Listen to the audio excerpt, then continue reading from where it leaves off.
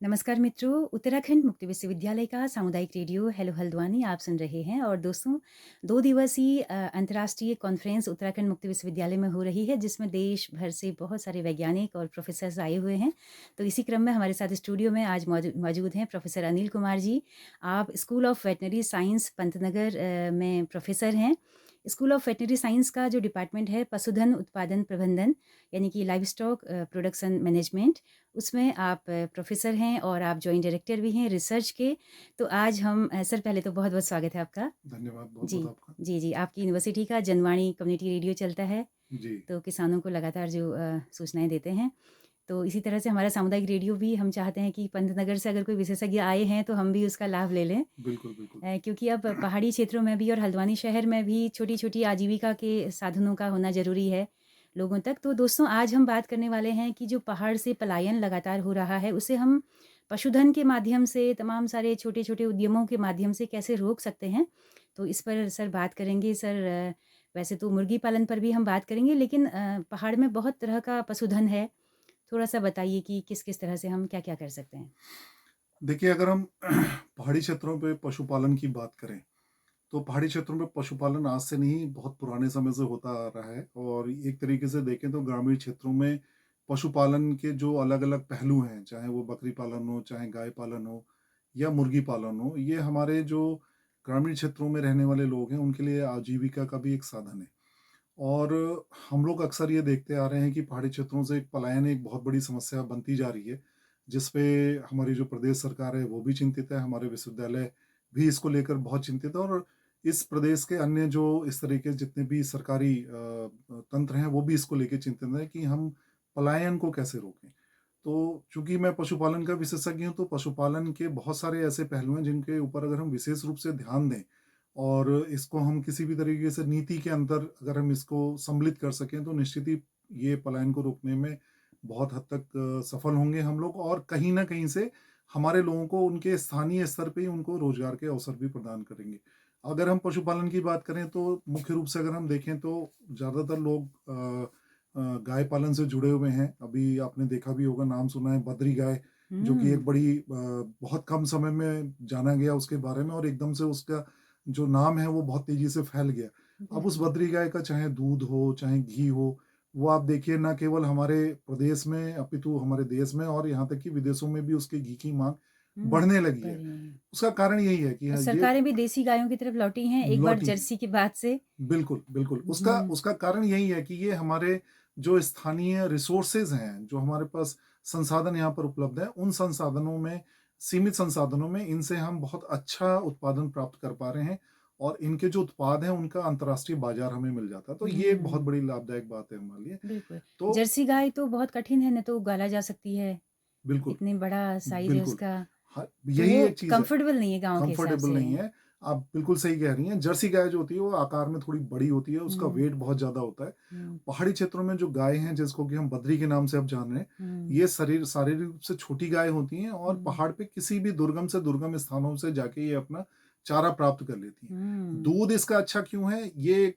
विशेष बात इसलिए है क्योंकि ये ग्रेज़िंग पे रहती हैं, जंगलों से जाके अपना चारा लेती हैं, तो हुँ, अपने चारे में ये क्या खा रही हैं, उसमें बहुत सारे ऐसे पत्तियाँ होती हैं, घास होती हैं, जिनकी औषधीय गुण होते हैं, और वो औषधीय गुण उनकी पाचन क्षमता के पश्चात, पाचन के पश्चात वो उनके दूध में भी ट्रांसफ़र हो जाते हैं। इसकी हुँ, वजह से वो दूध जो होता है वो बहुत अच्छा हो जाता है। तो हुँ, पहाड़ी गाय, जिसको कि हम बद्री गाय के नाम से अब जान रहे हैं, ये हमारे पहाड़ी क्षेत्रों के लिए बहुत अच्छी गाय के रूप में हमारे पास नस्ल के रूप में विकसित होके आई है। और निश्चित ही इसका श्रेय हमारे प्रदेश के जो भी वैज्ञानिक हैं और पशुपालन विभाग है, दोनों को जाता है कि इन लोगों ने इसके ऊपर काम किया। साथ ही जो दूसरा सबसे बड़ा आयाम है वो है बकरी पालन। बकरी पालन भी लोग यहाँ पे बहुत अच्छे से पालते हैं, करते हैं। छोटे स्तरों पे करते हैं क्योंकि यहाँ पे संसाधनों की कमी नहीं है। हुँ, अपनी बकरियों को पालकर वो, हमने जो अक्सर देखा है पहाड़ी क्षेत्रों में जब हम जाते हैं, तो दूरस्थ गाँव में लोगों ने बकरियाँ पाल रखी हैं, क्योंकि वो उनके लिए ना कि दूध का ही स्रोत है, बल्कि वो माँस का भी स्रोत होती हैं। हुँ, हुँ। और पहाड़ी और क्षेत्रों की अच्छे दाम भी अब मिल जाते अच्छे हैं दाम मिल बकरियों जाते हैं, के। विशेष रूप से उन समयों में जब त्योहार का समय होता है। तो हुँ, त्योहार के समय में पूजा के लिए, बलि-वलि चढ़ाने के लिए बकरी की ज़रूरत पड़ती है। तो उस समय पे लोग क्या करते हैं कि जो सामान्य रूप से सामान्य दिनों में बकरी का जो दाम होता है, हुँ, वो उससे कहीं डेढ़ गुना, 2 गुना तक बढ़ के आता है। सामान्य रूप से 5 से 6 हज़ार में बिकती है, हुँ, पर ऐसे समय में जब पूजा के लिए बकरी की बलि या ब बकरे की बलि चढ़ाई जाती है, तो उस समय पे ये यही बकरियाँ या बकरे जो होते हैं, वो 10 से 12 हज़ार रुपए तक में बिक जाते हैं। हुँ। साथ ही साथ दूध बहुत अच्छा मिलता है। ग्रामीण क्षेत्रों में लोग दूध लेकर इससे अपने जीवन यापन पूरा कर रहे हैं। सबसे बड़ी चीज़ ये है कि जो हम क्रॉपिंग सिस्टम है, फसल जो हमारे पहाड़ी क्षेत्रों में लगाई जाती हैं, किसान फसल बोकर फिर उसके बाद उसको 3 से 4 महीने इंतज़ार करना पड़ता है कटने के लिए। जब वो फसल कटती है, हार्वेस्ट होती है, मार्केट में जाती है, तब किसान को पैसा मिलता है। हुँ, परंतु पशुपालन एक ऐसा आयाम है जिसमें हमारे किसान भाइयों को प्रतिदिन के हिसाब से उनको नकदी प्राप्त होती है। चाहे वो दूध बेचते हों, चाहे वो मांस बेचते हों, चाहे वो मुर्गी पालन में अंडा बेचते हों। तो जो उनकी दैनिक आवश्यकताओं की जो पूर्ति है, उसके लिए जो उन्हें हुँ। पैसा चाहिए, वो हम पशुपालन के माध्यम से ही दे सकते हैं। इसी तरीके से मुर्गी पालन भी एक बहुत बड़ा आयाम जी, जी, है जी। जो सर ग बकरी पालन पे थोड़ा-सा जानना चाहूँगी कि बकरी का दूध क्या डिमांड है? एक तो मतलब औषधि के रूप में जैसे डेंगू-वेंगू में लेते हैं थोड़ा-सा, क्या रूटीन में लोग पीना पसंद करते हैं जैसे गाय का दूध पीते हैं? देखिए, बकरी का दूध सामान्य रूप से बाज़ार में उपलब्ध नहीं होता है, हुँ, परंतु जो आपने बात कही डेंगू के समय में जब हमारे आस-पास के क्षेत्रों में डेंगू फैलता है, तो उस समय बकरी के दूध की डिमांड अचानक से बढ़ जाती है। हुँ, और ये जो अभी हम लेना नहीं पसंद करते हैं, वो उस समय तक 600-700 रुपए लीटर तक बकरी का दूध बिकता है।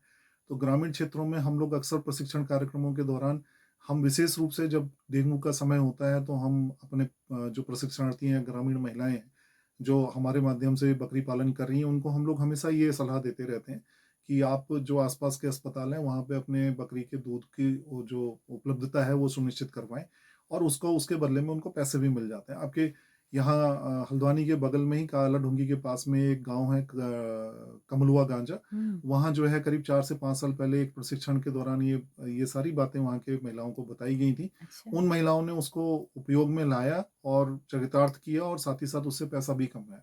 तो ये छोटे-छोटे ऐसे पहलू हैं जिनके ऊपर हम विशेष रूप से ध्यान रखें। बात आई दूध पीने की बात आई, हुँ, ये सही बात है कि बकरी का दूध पीना बहुत कम लोग पसंद करते हैं, पर जो हुँ, लोग पीते हैं बकरी का दूध, उन्हें पता है कि बकरी के दूध का क्या फ़ायदा होता है। ओह! एक तो ये ईज़िली डाइजेस्टिबल होता है और दूसरा प्रोटीन और विटामिन की मात्रा जो होती है सामान्य गाय के दूध की तुलना में ज़्यादा अच्छी होती है। होती है। इम्यूनिटी बूस्टर का काम करती है, तो अच्छा। अगर कहीं बकरी का दूध आपको ऐसा मिलता है और रिलीजियस टैबू कुछ नहीं है, दूध दूध हुँ, होता है। हुँ, थोड़ा-सा महक की बात आती है, परंतु ऐसा नहीं है कि अगर हम उसको ढंग से उबाल दें और हम हुँ। उसको पीना चाहें, तो हम उसको आराम से पी सकते हैं। जी, जी। सर बकरियाँ भी जैसे 2 तरह की मुझे दिखती हैं कि एक तो हमारे पहाड़ों में जो होती थी वो छोटे साइज़ की थोड़ा हुँ, थी और शहरों में हम जो देखते हैं वो उनके थन भी बड़े होते हैं, वो दूध निकाल शायद उन सबका दूध निकाला जाता है अक्सर। पहाड़ों में तो हम लोग दूध नहीं निकालते थे बकरी का, जी, उनके वो बच्चे ही पीते थे। बिल्कुल, देखिए ऐसा है ना, चाहे पहाड़ की गाय हो, चाहे पहाड़ की बकरी हो, छोटे साइज़ की होती हैं। हाँ। ये इस पे एक अनुमानसिकी का नियम जो है लागू होता है, जिसको कि हुँ, अगर हिंदी में हम कहें तो जो फ़ीनोटाइप होता है, मतलब आपका जो शारीरिक रूप आपका दिख रहा है, हुँ। वो आपके जीन्स से और वहाँ के रहने वाले जो वातावरण है, उसके समीकरण से बनता है। जिसको हम बोलते हैं phenotype is equal to genotype and phenotype is equal to genotype interaction with environment. मतलब वहाँ के लोकल वातावरण के साथ में किस तरीके से हुँ।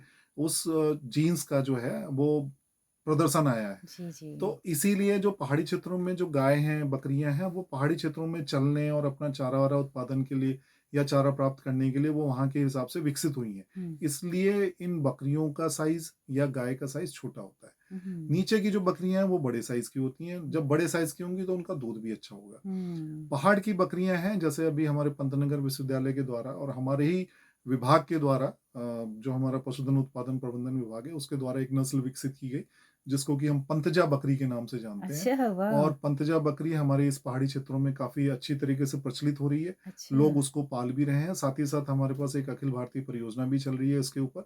इसमें लगभग हमने 4 से 5 हज़ार जो हमारी महिला बकरी पालक हैं, उनको हम लोगों ने जोड़ भी रखा है और समय-समय पर हम उन्हें प्रशिक्षण और तकनीकी ज्ञान प्राप्त कराते रहते हैं। साथ ही हम उन लोगों को भी सहयोग करते हैं जो बकरी पालन को अपने व्यवसाय के रूप में लाना चाहते हैं और बड़े स्तर पे इस पे काम करना चाहते हैं, तो हमारे विभाग के माध्यम से इन सबसे सारी चीज़ों की तकनीकी जानकारी भी दी जाती दी है। जाती है, ओह! तो बकरी अगर लेना चाहें तो क्या वहाँ से हाँ, मिलेगी? बकरी अगर लेना चाहते हैं, क्योंकि बड़े स्तर पे अगर हम बात करें कि हमारा जो विभाग है, वो विभाग बकरियाँ पालता भी है, बट वहाँ पर हमारी बकरियाँ जो हैं वो कम संख्या में हैं।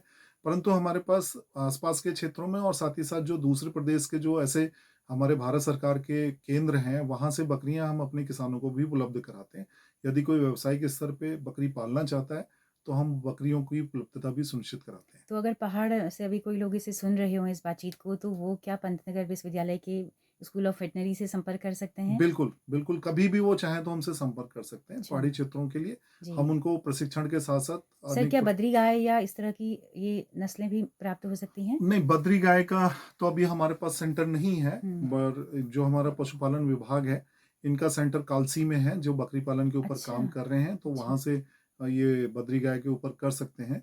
और अभी हमारा विश्वविद्यालय एक काम कर रहा है, जिसमें हमारे हमारे ही महाविद्यालय, जो कि पशु चिकित्सा विज्ञान महाविद्यालय है, हुँ, जिसको कि हम college of veterinary and animal sciences के नाम से जानते हैं। वहाँ हुँ, पे हमारा जो रिप्रोडक्शन डिपार्टमेंट है, हुँ। वहाँ पे बद्री गाय के क्लोनिंग के ऊपर काम किया जा रहा है, और ओह उसमें वाओ! हमारी 1-2 कंट्री अलग, जैसे अभी हमारे माननीय कुलपति महोदय जी का बेल्जियम के साथ एक कॉन्टैक्ट हुआ है, हुँ, जिसमें एक प्रोजेक्ट, कोलैबोरेटिव प्रोजेक्ट हम लोग उस पे चला रहे हैं। साथ ही साथ सेंट पीटर्सबर्ग में वेटनरी मेडिसिन की एक यूनिवर्सिटी है, उसके साथ हमारा कोलैबोरेशन हुआ है। तो बद्री गाय की क्लोनिंग के ऊपर हम लोग इस पे अभी कार्य कर रहे हैं, और बहुत ही जल्दी हमें उसमें सफलता भी मिलेगी। हमारे वैज्ञानिकों के द्वारा उसमें काफ़ी काम किया जाता है। तो डॉक्टर शिव प्रसाद हमारे यहाँ जो उसके विभागाध्यक्ष हैं, साथ ही साथ हमारे माननीय कुलपति महोदय डॉक्टर एम एस चौहान साहब, दोनों लोग संयुक्त रूप से इसके ऊपर कार्य कर रहे हैं। वाओ! ये तो बहुत अच्छी खबर है, हाँ जी। ताकि ज़्यादा लोगों को अगर ज़रूरत हो तो उस बहाने वो क्लोनिंग के ज़रिए उसको सर प्राप्त उसमें कर अंतर तो नहीं आएगा कुछ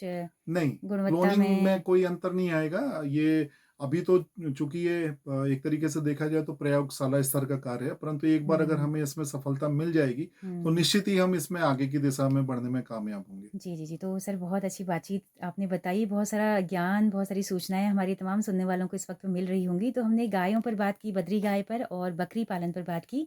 अब हम आते हैं मुर्गी पालन पर, जिस पर आपकी ज़्यादा विशेषज्ञता भी है। सर बताइए कि मुर्गी पालन तो काफ़ी हो रहा है पहाड़ में वैसे, बिल्कुल। तो क्या बहुत हो रहा है, और ग्रामीण क्षेत्रों में अगर आप देखेंगे तो जो दूरस्थ स्थान हैं हुँ, गाँव में, आप देखेंगे सामान्य रूप से हम लोग ध्यान नहीं देते हैं, परंतु गाँव में अक्सर ये देखा जाता है कि लोगों ने छोटे-छोटे स्तर पर बकरी ये मुर्गी पालन का काम कर रखा है। हुँ। वो उससे दैनिक रूप से अंडे अंडे प्राप्त करते रहते हैं, और समय-समय पर मांस के लिए भी उसका प्रयोग करते हैं। तो हम इसको जो एक बोलते हैं। सबसे ज़्यादा एक तरह से कहें तो प्रोडक्टिव है मुर्गी पालन। बिल्कुल। डेली आपको कुछ न कुछ मिल जा रहा है। जी, जी। इसमें एक चीज़ यही है कि मुर्गी पालन छोटे स्तर पे जो हम करते हैं और घरों के आस-पास करते हैं, उसको हम बोलते हैं बैकयार्ड पोल्ट्री फार्मिंग, घर हुँ, के पिछवाड़े कुक्कुट पालन। हुँ, तो ऐसी खाली जगह जो हमारे किसी प्रयोग में नहीं है, वहाँ पे अमूमन ये पुराने समय से हम लोग करते चले आ रहे हैं। तो ऐसी खाली जगह जहाँ पे जगह हमारे पास उपलब्ध हो, वहाँ पे 15 से 20 या 25 से 30 मुर्गियों को रख लिया जाता है, और उनको पाल लिया जाता है। पालने के बाद उनके पास हमारे जो रसोई घर की जितनी भी चीज़ें बच जाती हैं, जैसे दाल हुँ। पछोर रहे हैं, चावल पछोर रहे हैं, तो उनकी जो कनकी है, जो उनका मटेरियल है, ओह! वो हम उनको दे सकते हैं, जो उनके फूड मटेरियल की तरह काम में आता है। इसी के हुँ, साथ-साथ वो दिन में खुली घूमती रहती हैं। ऐसा अक्सर हम लोग देखते हैं कि गाँव में जाते हैं, तो मुर्गियाँ हमें घूमती हुई दिखाई देती हैं। तो हुँ, घूमने का मतलब ये होता है कि वो घूम फिर के अपना भोजन प्राप्त करती हैं। वो हुँ, भोजन कई तरीके से प्राप्त करती हैं, उसमें कीड़े भी होते हैं, कुछ हुँ, हमारे प्लांट मटेरियल भी होते हैं, सीड भी होते हैं। इसीलिए कहा जाता है कि जो देसी मुर्गी होती है, देसी मुर्गी का अंडा और मांस जो होता है, वो फार्म के मतलब कॉमर्शियल जो हम ब्रॉयलर देख रहे हैं, हुँ, उनके अंडे और मांस से दोनों में अंतर होता है। क्यों? क्योंकि वो अनेक प्रकार के भोज्य पदार्थों का सेवन करती हैं, और घूम फिर के कीड़े भी खा रही हैं, उसमें फंजाई भी खा रही हैं, तो ये सब उनकी जो अंडे और मांस की जो गुणवत्ता है, उसको बढ़ाता है। क्या बात तो है। कहने का तात्पर्य यह है कि मुर्गी पालन यदि ग्रामीण क्षेत्रों में जो किया जा रहा है, वो उसमें अगर थोड़ा-सा वैज्ञानिक पहलुओं का समावेश कर लिया जाए, तो निश्चित ही हमारे जो दूरस्थ या सीमांत क्षेत्रों में रहने वाले हमारे जो ग्रामीण भाई हैं, उनको अपने ही घर पर एक रेगुलर इनकम का सोर्स मिल जाएगा, और 1 महीने में, ये मैं दावे के साथ कह सकता हूँ कि 1 महीने में 6 से 7 हज़ार रुपए की आमदनी उनको केवल अपने घर पर एक छोटे से मुर्गी पालन के माध्यम से ही हो सकती है। अच्छा, जी। सर करना क्या है? क्या मुर्गियाँ कहाँ से उपलब्ध होंगी? मुर्गी और पालन के लिए कोई ऐसा विशेष जो है परेशान होने की ज़रूरत नहीं होती है। इसमें मुर्गियाँ अगर हम देखें तो सामान्य रूप से हमें कहीं पर भी मुर्गियाँ उपलब्ध हो जाती हैं। परंतु अगर हम वैज्ञानिक रूप से बात करते हैं तो निश्चित ही सबसे पहले जो हमें आवश्यकता है वो है कि हमारे पास एक अच्छी नस्ल की मुर्गी होनी चाहिए। किसानों की इस बात को ध्यान में रखते हुए पुनः हमारे विभाग ने, पशुधन उत्पादन प्रबंधन विभाग ने एक मुर्गी की भी नस्ल विकसित की, जिसको हम लोग उत्तरा के नाम से जानते हैं, अच्छा, और हम लोग इसमें सफल हुए थे। हम लोगों की 4 लोगों की टीम थी, मैं भी उस टीम का पार्ट था। 2006 से हमने इस मुर्गी के ऊपर काम करना शुरू किया था और फाइनली 2018 में ये एक नस्ल के रूप में विकसित हुई, अरे जो वाह! कि पूरे भारत में 19वीं नस्ल के रूप में मानी गई। वॉव! वॉव! तो ये हमारी जो थी एक उपलब्धता थी, एक हम लोगों का प्रयास था जिसमें हम सफल हुए। ये मुर्गी जो थी ये पूरे काले रंग की होती है। हुँ, लोगों ने अगर देखना अच्छा। चाहें तो गूगल में मिलेगी, पूरे काले रंग की होती है। इसके हुँ, पैरों पे बाल होते हैं। ये पूरे देश की एक ऐसी अकेली नस्ल है जिसके पैरों पे बाल होते हैं और सर पे भी इसके बालों का गुच्छा होता है, जो ये साफ रूप से प्रदर्शित करता है कि पहाड़ी क्षेत्रों में ऐसे क्षेत्र जहाँ पे ठंडक ज़्यादा होती है, यहाँ तक कि जहाँ पे बर्फबारी भी होती है, वहाँ पे ये मुर्गियाँ बड़े आराम से पल सकती हैं। दूसरा जो इसका सबसे महत्वपूर्ण पहलू है, काले रंग की होने की वजह से बहुत सारे ऐसे हमारे जो फेस्टिव सीज़न होते हैं, जैसा मैंने पहले बकरी पालन के बारे में बताया, पूजा में बलि चढ़ाने के लिए ऐसे मुर्गियों की या मुर्गों की ज़रूरत होती है। अच्छा, तो सामान्य रूप से एक मुर्गी या मुर्गा जो 700-800 रुपए में बिकता है, उस समय पे ये 2000 से 2500 रुपए तक बिक जाता है। अच्छा, इसका अंडा लाल होता है। लाल अंडा देसी होने की वजह से इसका अंडा भी कम से कम 10 से 12 रुपए या 15 रुपए तक भी बिक जाता है। अच्छा। साथ ही साथ इस मुर्गी में अपने अंडे से बच्चा बनाने की भी क्षमता होती है। तो ये मुर्गी जब अगर हम पालते हैं और निषेचित अंडा हमें मिल रहा है, तो वो चूजे भी प्राप्त कर सकते हैं। तो इतनी सारी खूबियाँ इस नस्ल में हैं। अरे वाह! दूसरा पहाड़ी क्षेत्र की है, सबसे मुख्य बात कि ये पहाड़ी क्षेत्र की है, तो पहाड़ी क्षेत्र के रहने की वजह से इसकी अनुकूलता पहले से ही इसके लिए विकसित है। तो इसमें जो रोग प्रतिरोधक क्षमता है, वो बहुत अच्छी है। जी, तो सर ये पहाड़ी क्षेत्र के लिए ही डेवलप की गई थी, जी, तो क्या बिल्कुल। वहाँ पर आप कोई कार्यशालाओं के ज़रिए प्रचार वगैरह करते हैं? बहुत लोग हमारे कर रहे हैं और अच्छा, बहुत सारे किसान हमारे साथ जुड़े भी हुए हैं, जो जी। इन उत्तरा फॉल को लेकर मुर्गी पालन, बैकयार्ड पोल्ट्री फार्मिंग में कर रहे हैं। और सामान्य रूप से अगर हम देखें तो अगर हमने 30 मुर्गियों की एक यूनिट बनाई है जिसमें कि 2 मुर्गे और 28 मुर्गियाँ हैं, हुँ, तो औसतन हम ये मान के चलते हैं कि 10 से 12 अंडे हमें 1 दिन में प्राप्त हो सकते हैं। अगर हमें 10 अंडे भी मिल रहे हैं हुँ, और 10 अंडे की कीमत, अगर 1 अंडे की कीमत ₹15 है, तो ₹150 तो केवल हमें अंडों से ही 1 दिन का मिल जाता है। और हुँ, अगर हमने ऐसा रखा हुआ है कि हम हफ्ते में 1 मुर्गी या 1 मुर्गा बेचेंगे, तो ₹500 हमें वो मिल जाते हैं। तो अगर हम 15 तिया 45, लगभग साढ़े 4,000 रुपए के तो हम अंडे ही बेच लेते हैं, अगर हम बेचना हुँ, चाहें। हुँ, नहीं बेचना चाहते हैं, अगर 10 ही अंडे बेचना चाहते हैं, तो भी हमारे पास जो है अच्छे करीब 10 या 3,000 रुपए के हम अंडे बेचकर, हम 5 अंडे अगर अपने घर के लिए रखें और 10 अंडे हम मार्केट में बेचें, तो भी 3,000 रुपए हमें अंडे से मिल जाते हैं। और अगर हर हफ्ते हमने 1 मुर्गी बेच दी, तो करीब ₹500 की मुर्गी, 1 महीने में 2,000, तो ₹5,000 की अर्निंग केवल हमें 30 मुर्गियों से ही हर महीने हो सकती है। क्या बात है। सर थोड़ा-सा शुरुआत बताइए कि अब किसान को करना है मुर्गी पालन। जी, क्या वो पंतनगर से संपर्क करे? क्या आप वहाँ से अच्छी नस्ल की मुर्गी देंगे? वही जो आपने कहा कि जी, क्या नाम बताया सर? उत्तरा, उत्तरा मुर्गी। जी। और कितनी लेनी पड़ेंगी एक बार में? हाँ, इसमें देखिए ऐसा है, पन्नागर विश्वविद्यालय इन सब मुर्गी पालन के मामले में काफ़ी अच्छा सहयोग करता है। अच्छा। वहाँ पर हमारा जो फार्म है, काफ़ी बड़ा फार्म है, वहाँ से हम चूजे किसानों को उपलब्ध कराते हैं। उसकी जो कीमत है, 1 दिन के चूजे की कीमत बहुत कम रखी गई है, लगभग 30 से 35। तो एक बार में किसान भाई हमारे यहाँ से चूजे प्राप्त कर सकते हैं। यदि वो बड़े चाहते हैं, तो बड़े के लिए भी एडवांस बुकिंग करके वो चूजों को वहाँ पर रख सकते हैं। कुछ समय के पश्चात, 1 माह के बाद या 2 माह के बाद भी वो वहाँ से बड़े पक्षी प्राप्त कर सकते हैं। देखिए, एक चीज़ है, पशुपालन में 4 मुख्य स्तंभ होते हैं, जिसके ऊपर विशेष रूप से ध्यान रखना चाहिए। और ये चारों में से अगर एक भी स्तंभ हमारा कमज़ोर है, तो हम सफल पशुपालन या मुर्गी पालन नहीं कर सकते। सबसे पहले पशु की आवास व्यवस्था या मुर्गियों की आवास व्यवस्था। दूसरा है पशु या मुर्गी की पोषण व्यवस्था, मतलब उनको हम क्या खिला-पिला रहे हैं। तीसरा जो हमारा है, वो है पशु या मुर्गियों की प्रजनन व्यवस्था, मतलब कब हम उनसे बच्चा या अंडा प्राप्त कर रहे हैं या चूजा प्राप्त कर रहे हैं। और चौथा है पशुओं या मुर्गियों की स्वास्थ्य व्यवस्था। ये चारों ऐसे स्तंभ हैं जिनके ऊपर हमें विशेष रूप से ध्यान रखना चाहिए। अगर इसमें से एक भी स्तंभ पे हम ध्यान नहीं रखेंगे, तो सफल हुँ। हम पशुपालन या मुर्गी पालन नहीं कर सकते। जी, जी। हाउसिंग एक बहुत अच्छी चीज़ है। पहाड़ी क्षेत्रों में मैं इस चीज़ को ज़रूर इनकरेज करता हूँ, क्योंकि आप जब पहाड़ी क्षेत्रों में जाएँगे, तो हर गाँव में, हर घर में आप देखेंगे कि हमारे पूर्वजों के द्वारा बनाया हुआ घर का एक आध कमरा कहीं न कहीं खाली पड़ा हुआ होगा। तो वो जो खाली कमरा है, उसको हम मुर्गी पालन के लिए एक दड़बे के रूप में विकसित कर सकते हैं। उसके दरवाजे के बाहर कुछ जाल लगाकर हम एक स्ट्रक्चर बना सकते हैं, जिससे बाहरी जो हमारे जंगली जानवर हैं, उनसे हम अपनी मुर्गियों की बचाव कर सकें। और उस घर में हम आराम से 30 से 50 मुर्गियों को हम रख सकते हैं। पहाड़ी क्षेत्रों में बहुत ज़्यादा सोचने की, इनके भोजन-पानी के लिए बहुत ज़्यादा सोचने की ज़रूरत नहीं है। बहुत सारी पत्तियाँ ऐसी हैं, जिनका हुँ। हम पशुओं के भोजन के लिए हम उपयोग में लाते हैं। लाइक जैसे कि खड़िक है, भीमल, तिमूर, बांज, ये कुछ ऐसी पत्तियाँ हैं जो अलग-अलग मौसमों में आती हैं और इनकी प्रोटीन वैल्यू बहुत अच्छी होती है। ओह! तो ये अगर हम इनको खिलाएँगे तो नेचुरली उसमें सारे सोर्स मिल जाएँगे। इसके अलावा हमारे घर में जितने भी खाद्य पदार्थ बचते हैं उनको डाल दिया जाए।